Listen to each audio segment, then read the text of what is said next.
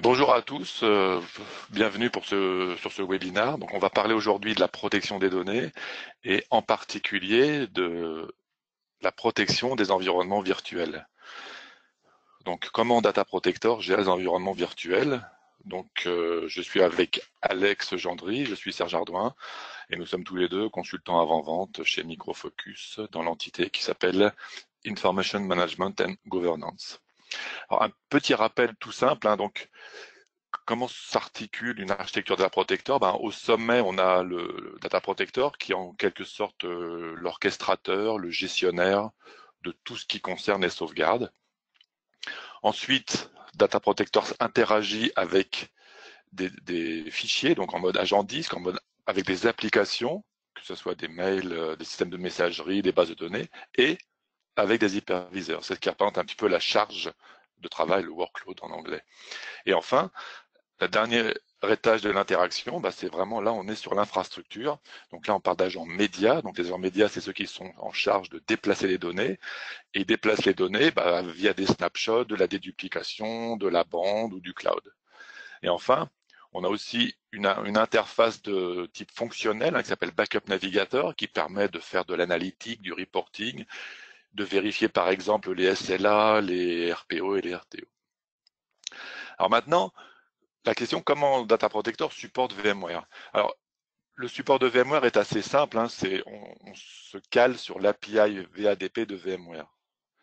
Donc avec cette API, on est capable de sauvegarder des VM en mode image, donc l'enveloppe et le contenu de la VM, et surtout d'assurer que la sauvegarde est cohérente, donc que la restauration marchera. Data Protector utilise évidemment le change block tracking qui permet de ne déplacer, de ne sauvegarder que les blocs utilisés d'une VM, donc aussi bien dans les sauvegardes complètes que dans les sauvegardes incrémentales. Après, le moyen de transport, c'est celui qui correspond à notre infrastructure. Ça peut être de l'IP, ça peut être du SAN, ça peut être du ISCSI. Tous les moyens sont possibles avec Data Protector. Ensuite, la restauration. Alors, on verra qu'il y a deux types de restauration. Restaurer une VM carrément complète. Donc, on peut la restaurer en l'état, on peut la renommer, on peut restaurer une VM pour analyse. Enfin, un grand nombre de possibilités sont offertes pour la restauration d'une VM. Quelque chose qui est intéressant à noter, c'est ce qu'on appelle le démarrage d'une VM. Donc, vous verrez qu'on appelle ça Power On dans la démo. Donc, c'est quoi? On peut démarrer une VM depuis l'espace de sauvegarde. Ça permet par exemple une vérification rapide. Ça permet de vérifier si par exemple la sauvegarde s'est effectuée correctement. Puisque j'arrive à la démarrer depuis l'emplacement de sauvegarde, je peux forcément la restaurer et m'assurer qu'elle va redémarrer. Un cran plus loin, c'est ce qu'on appelle la migration à chaud d'une VM, donc live migration. En fait, j'ai une VM de production qui vient de tomber et je dois à tout prix et très rapidement remonter la VM, la VM sauvegardée dans l'état le plus proche possible de la production. Donc chez nous, ça s'appelle live migration. Donc on va démarrer la VM depuis la sauvegarde, la remonter et donc y accéder en quelques secondes. Et pendant ce temps-là, en arrière-plan, toutes les données vont être remontées. Alors, ça, c'est pour une VM complète, mais si on veut par exemple restaurer un fichier d'une VM ou un récupérateur d'une VM, on peut le faire directement depuis l'espace de sauvegarde. Donc on parlera souvent de Smart Cache, de Store Once ou de Snapshot. Donc Smart Cache, c'est un espace disque lambda qui a été déclaré pour Data Protector pour justement héberger les sauvegardes de VM. Donc depuis un Smart Cache, depuis l'environnement Store Once, donc des duplications de HPE, ou un snapshot, on peut restaurer seulement un fichier d'une VM directement et simplement. Après ZDB, donc l'abréviation ZDB, ça veut dire que Data Protector utilise les snapshots des baies pour accélérer la sauvegarde et évidemment la restauration des VM. Donc typiquement, quand on va améliorer le RPO ou le RTO, on va utiliser le snapshot DB. Et enfin la performance. Alors la performance, c'est évidemment pris en compte par ZDB. Quand on utilise les snapshots physiques des baies, on va beaucoup plus vite que quand on utilise les snapshots logiciels de VMware. On peut aller encore un cran plus loin. Typiquement, c'est dans le cas où une VM dispose de plusieurs disques physiques, virtuels, pardon, donc des V-disques. Data Protector permet de sauvegarder tous ces disques en parallèle. Donc, imaginons qu'on ait une grosse VM de, je sais pas, de 5 Tera avec 5 disques de 1 Tera. Eh bien, on va pouvoir lancer en parallèle la sauvegarde de ces 5 disques-là. Donc, tout reviendra en termes de performance à la sauvegarde d'un disque de 1 Tera. Donc, ça, c'est les fonctionnalités. Alors maintenant, comment ça se passe de manière, disons, plus fine dans l'environnement? Donc, en termes comment dire, en termes de nommage, on a Data Protector, donc le Cell Manager, on a un Mount Proxy ou un Backup Server, Backup Host, tous les termes sont corrects, sur lequel on a un agent média plus les agents qui correspondent à l'environnement VMware. Plus on a donc notre host, notre SX et puis des VM. Donc Data Protector va interagir avec VMware pour faire un snapshot, donc un snapshot logiciel des VM, qui va permettre donc, via le Mount Proxy, de monter l'image de la VM sur ce média agent. Une fois qu'on a fait ça, eh bien, on va lancer la sauvegarde vers du Smart Cache, donc du disque, vers de la bande, vers un espace de duplication, voire même vers le cloud, pourquoi pas. Une fois que la sauvegarde est terminée, eh bien, Data Protector va relâcher le snapshot. Donc ça, c'est une manière tout à fait classique et très simple de sauvegarder à chaud des VM. Maintenant, une manière qui est toujours aussi classique, toujours simple, mais qui est plus rapide, c'est d'utiliser des snapshots matériels. Donc on a la même configuration, sauf que là, on a ajouté une baie de disque. Donc ce que va faire Data Protector, il va, comme d'habitude, demander un snapshot logiciel pour VMware, mais ce qu'il va faire en parallèle, c'est qu'il va négocier avec la baie de disque de snapshotter les VMFS sur la baie de disque. Et une fois que ces snapshots sont faits, on va pouvoir relâcher les snapshots logiciels. Donc ça veut dire qu'on repart en production immédiatement. Enfin, le snapshot sur les baies 3 parts va durer quelques secondes, maximum quelques minutes. Et une fois qu'on a fait ça, on va travailler maintenant à sauvegarder ces fameux snapshots à partir de la baie, donc sur le média choisi. Comme ça, on va pouvoir relâcher beaucoup plus vite les snapshots sur VMware et donc être beaucoup plus rapide. Maintenant, la partie Power On, migration à chaud, donc démarrage et migration à chaud. Donc là, on a 3 possibilités. Donc depuis le Smart Cache, comment ça se passe? C'est très simple, hein. On a notre sauvegarde qu'on va remonter sur le backup host, donc on va faire un montage et on va donc faire ce montage NFS via le serveur ESX et donc pouvoir démarrer notre VM depuis l'environnement de sauvegarde et de manière assez rapide. Ça, donc, quand la VM est démarrée, on peut faire donc la migration à chaud. Alors la migration à chaud, c'est quoi? C'est en arrière-plan. Donc dès que la VM a démarré, on peut se connecter sur cette VM-là. Et par contre, en arrière-plan, on va recharger toutes les données de cette VM, donc vers le VMFS qui correspond. Ça, c'est de la partie Smart Cache.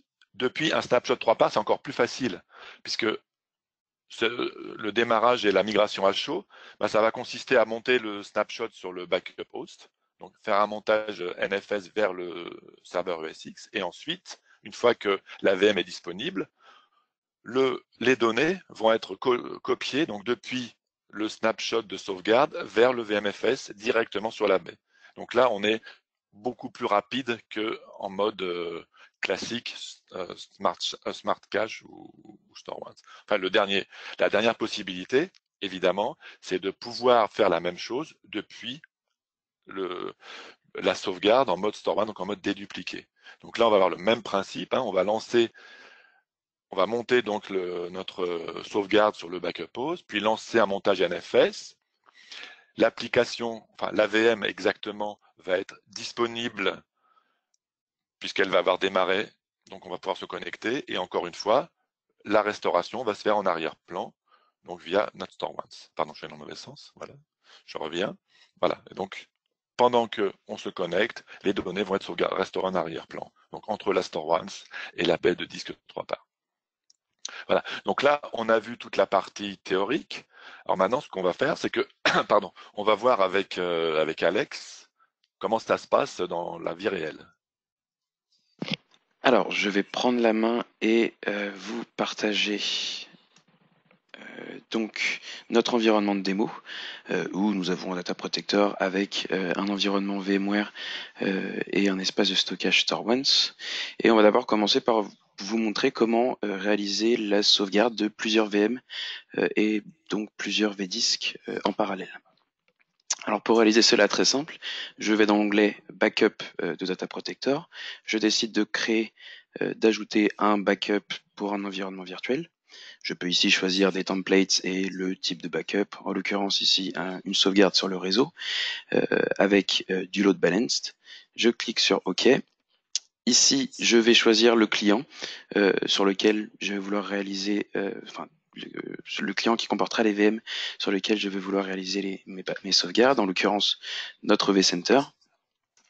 Ici, le backup host, qui possédera le média client et qui réalisera la sauvegarde. Je vais prendre notre serveur Data Protector. Ici, le Data Protector est en train de chercher le data center, enfin les organisations ou data center de notre vCenter. Nous n'avons qu'un. Et je choisis le type de sauvegarde qui est ici VADP, donc l'API VMware. Ensuite, suivant, ici Data Protector va faire de la découverte automatique pour découvrir toutes les VM présentes dans ce data center et je vais pouvoir les parcourir comme ici. Et si on compare avec l'interface du vSphere Web Client, on peut donc constater que on propose et on présente ici une interface similaire. Et alors je peux parcourir mes VM, sélectionner les 2 VM que je veux sauvegarder. On peut voir ici les différents vdisks. En tout, on en a 8. Et suivant, une fois que j'ai choisi ce que je veux sauvegarder, maintenant je vais décider où les sauvegarder. Et nous allons sélectionner notre StoreOnce. Ici, je choisis une passerelle à travers laquelle nous allons réaliser la sauvegarde. Et je choisis le maximum de vdisks et VM que je vais vouloir sauvegarder en parallèle sur la droite dans la partie balancing. Ici, j'en sélectionne 8, vu qu'en tout, nous avons 8 vdisks. Ensuite, suivant, je peux avoir certains paramètres que je vais pouvoir configurer. Par exemple, ici, je vais pouvoir définir des scripts de pré- et post-exécution. Ici, je vais pouvoir définir la protection que je vais mettre à non pour cette démo et d'autres spécifications, d'autres réglages. Ensuite, là, je viens donc de finir de configurer ma sauvegarde. Pour la lancer, il faut que je la sauvegarde, il faut que je la sauvegarde. Je vais l'appeler webinar, webinar DP. OK. Et maintenant, je vais pouvoir OK, webinar DP1. Je vais pouvoir lancer ma sauvegarde directement en cliquant ici, où je pourrais choisir incrémental ou différentiel, mais vu que c'est la première, je sélectionne full et je lance OK. Et la sauvegarde est partie. Alors, vu que ça va prendre 1-2 minutes à proprement dit lancer la sauvegarde et déplacer les données, je vous propose qu'on passe à une fonctionnalité, une autre fonctionnalité, on reviendra juste après pour constater de la sauvegarde en parallèle. Et en l'occurrence, on va réaliser la partie Live Migration, qui est d'abord le lancement d'une VM depuis l'objet de sauvegarde et la restauration en background. Donc pour cela, je vais dans l'onglet Restauration de Data Protector, environnement virtuel. Ensuite, je choisis le vCenter sur lequel je vais faire une restauration. Je vois ici toutes les VM pour lesquelles il y a eu une sauvegarde. Je peux filtrer en fonction du type de sauvegarde, en fonction de la date ou du nom de la VM. Et là, en l'occurrence, moi, je vais sélectionner cette VM sur laquelle je vais réaliser non pas une restauration classique ou un power on, mais un live migrate, étant donné que le live migrate fera à la fois power on et restauration. Je peux ensuite, dans les onglets qu'on a en haut, sélectionner les destinations où je veux restaurer ma VM. Si par exemple je voudrais la restaurer sur un vCenter différent ou un autre data center, et d'autres options, et les devices et les médias qui seront utilisés pour la restauration. Par défaut, ce sont ceux qui ont été utilisés pour la sauvegarde qui seront sélectionnés. J'ai plus qu'à cliquer sur l'admigrate. Ici, ça me donne des informations sur certains médias qui devraient être mis disponibles ou allumé, enfin voilà, mis disponible pour que la restauration soit réalisée. Et j'ai juste à cliquer sur Finish. Et donc là, Data Protector va d'abord monter la VM sur le data center depuis l'objet de sauvegarde qui est sur une StarONE et ensuite réaliser la restauration en parallèle. Si nous revenons sur notre précédente sauvegarde, on peut voir ici notre sauvegarde avec les multiples VM et multiples VDisques. On peut donc voir maintenant que tous les éléments sont en train d'être sauvegardés en parallèle. Ils arrivent là au fur et à mesure. Et donc on peut voir que pour notre VM 65, nos deux VDisques dont un est terminé, sont en train d'être backupés. Et la même chose pour notre 66, qui elle avait 6 VDisques qui sont tous en train d'être sauvegardés. Et on voit les différents éléments ici. Donc vous voyez, c'est très simple à configurer et on augmente grandement les performances de sauvegarde de nos VM avec multiples VDisques.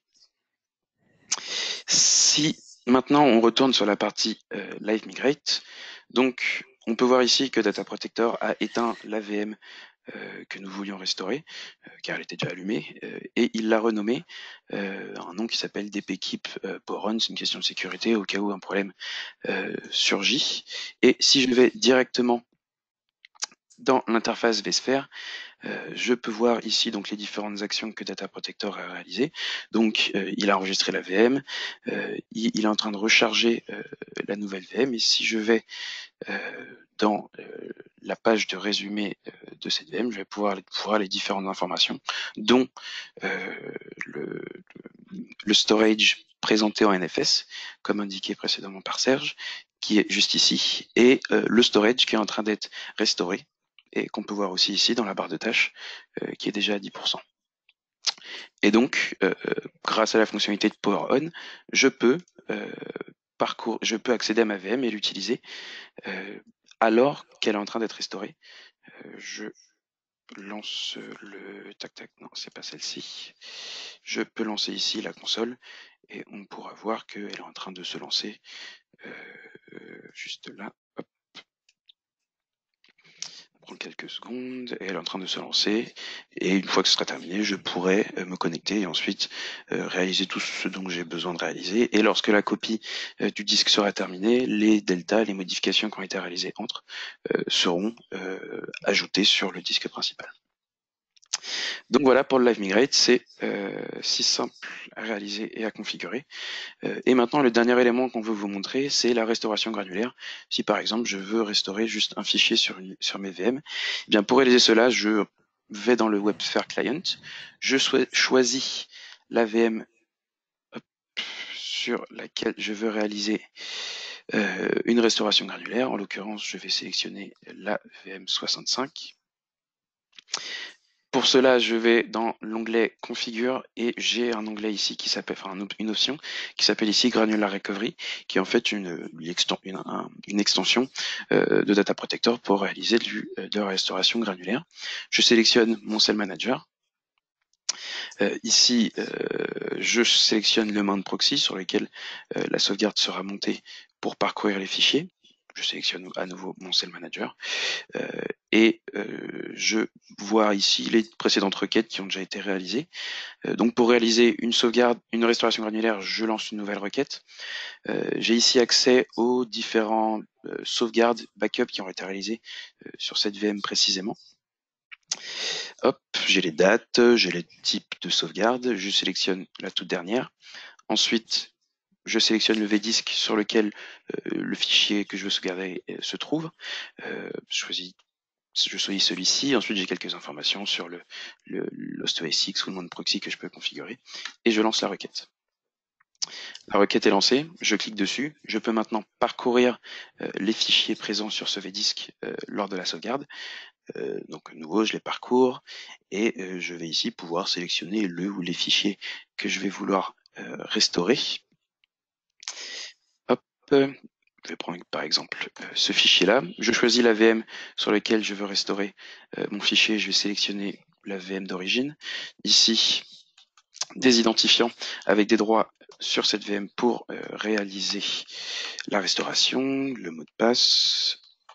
Hop, et l'emplacement, je vais mettre dans un fichier, dans un répertoire temporaire sur cette VM.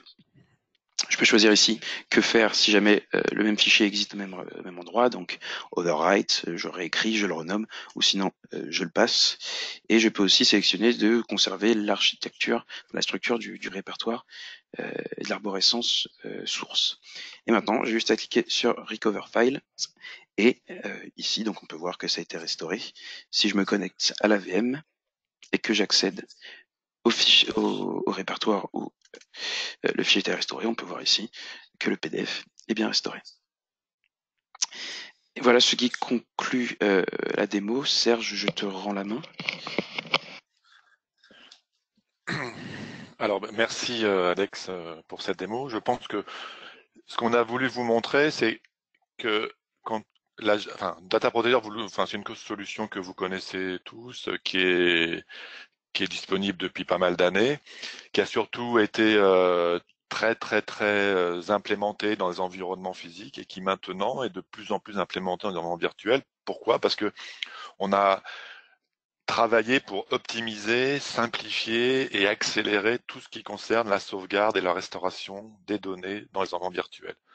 Donc là, on a mis un accent très fort sur VMware parce que, comme vous pouvez le constater, 90-95% des installations utilisent VMware. Ce qu'on vous a montré sur VMware, on peut pratiquement le montrer à l'identique sur Hyper-V. Donc l'idée, c'est quoi? L'idée, c'est de pouvoir mettre en œuvre assez simplement, donc configurer, sauvegarder et restaurer simplement, rapidement, des environnements virtuels. Et surtout, éviter quand on veut faire de la restauration au niveau fichier, de remonter toute la VM. Alors, il y a juste une petite parenthèse sur ce sujet-là, c'est que, imaginons que vous vouliez sauvegarder des VM avec des des rétentions assez longues. En général, quand on a des rétentions assez longues, on ne sauvegarde pas trop sur disque, on sauvegarde plutôt sur bande, voire même dans le cloud. Donc, imaginons qu'on sauvegarde une VM sur bande, je la mets dans ma robotique, et imaginons un an après, j'ai envie de restaurer la VM. Donc là, ce qu'on va faire, c'est que avant de la restaurer depuis la bande, on va la faire passer par un environnement de staging et puis la remonter. Pareil, si je veux restaurer un fichier de cette VM-là qui est sur bande, je vais faire d'abord du staging et après j'accéderai au fichier. Mais ça veut dire que même un an, 2 ans après, si la sauvegarde s'est effectuée sur bande ou dans le cloud, je peux récupérer ma VM intégralement, sans avoir de manipulation supplémentaire à faire autre que faire du staging. Donc, un gros travail a été fait au niveau Data Protector, donc pour optimiser tout cet environnement, la gestion d'environnement virtuel. Et donc, maintenant, ça nous fait en gros une nouvelle corde à notre arc, c'est qu'avec une solution comme Data Protector, on peut envisager la protection, la sauvegarde et surtout la restauration des environnements physiques et virtuels, donc avec une seule solution. Donc, voilà à peu près la conclusion que je voulais apporter. Alors, il y a juste avant de terminer, j'ai un petit point à fixer, c'est que le prochain webinaire qu'on va faire, donc ça sera j'ai pas la date exacte, c'est vers le 18 ou 19 octobre, et ça sera entièrement consacré à la manière dont Data Protector gère les sauvegardes avec le cloud. Donc c'est les sauvegardes vers le cloud, c'est les sauvegardes à partir du cloud, c'est les sauvegardes dans le cloud. Ça va être une présentation, un webinaire assez riche pour montrer toutes les possibilités que Data Protector peut offrir dans des environnements de sauvegarde avec le cloud. Donc on fera par exemple une démo de sauvegarde, ce que vient de faire Alex en termes de démo sur VMware sur du StoreWAS, on va pouvoir faire exactement la même dans un environnement cloud. Et on vous montrera des choses intéressantes sur les accès, sur éventuellement mettre en place un PRA grâce à l'environnement cloud. Voilà. Eh bien, écoutez, on est pratiquement arrivé à la fin de ce webinaire. Si vous avez des questions, n'hésitez pas. Alors, soit vous nous les posez dans le chat, soit vous pouvez nous les envoyer par mail. Vous avez nos coordonnées. Si je reprends la présentation, dans la présentation, vous aurez de toute façon accès à la présentation. Sur le dernier slide de la présentation, vous avez nos coordonnées à Alex et à moi. En général, on répond assez rapidement à toutes les questions. Voilà, bah écoutez, on vous remercie pour votre participation et, oups, attendez, voilà. Vous avez nos coordonnées donc qui s'affichent, donc alex.gendry@microfocus.com ou serge.ardouin@microfocus.com. Donc n'hésitez pas à revenir vers nous si vous avez la moindre question. Ce qu'on a fait là en mode webinaire, on peut très bien le faire chez vous, dans vos locaux, pour vous montrer des démos, des présentations, et même faire du deep dive. Voilà, tout est possible. Donc encore une fois, nous vous remercions et nous vous donnons rendez-vous donc pour le 18 octobre pour le prochain webinaire sur la partie Data Protector et le cloud. Merci, au revoir. Merci.